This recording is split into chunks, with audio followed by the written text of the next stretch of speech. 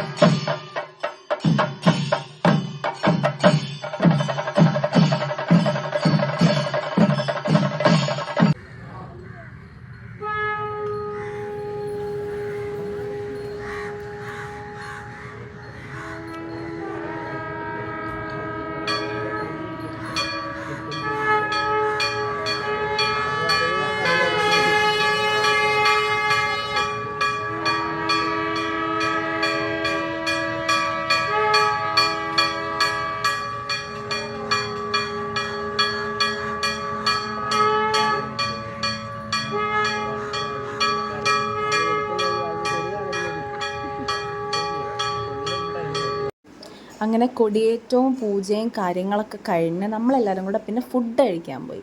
ഫുഡാണല്ലോ നമുക്ക് ഇമ്പോർട്ടൻ്റ് ആയിട്ടുള്ള കാര്യം. അപ്പോൾ രാവിലത്തെ ഫുഡ് കഴിക്കാനാണ് എല്ലാവരും രാവിലത്തെ ഫുഡിന് വേണ്ടിയിട്ടാണ് വെയിറ്റ് ചെയ്യുന്നത്.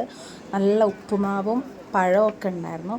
ആക്ച്വലി അമ്പലത്തിലത്തെ ഭക്ഷണം എന്നൊക്കെ പറഞ്ഞു കഴിഞ്ഞാൽ അതൊരു വേറെ തന്നെ വികാരമാണ് നമുക്ക്. ആക്ച്വലി ഭയങ്കര ഇഷ്ടമുള്ള കാര്യമാണ് അമ്പലത്തിലെ ഭക്ഷണം കഴിക്കുക എന്നുള്ളത്. അപ്പം ഞങ്ങളെല്ലാവരും കൂടെ ഭക്ഷണമൊക്കെ വാങ്ങി എല്ലാവരും ഭക്ഷണം കഴിക്കാനിരുന്നു.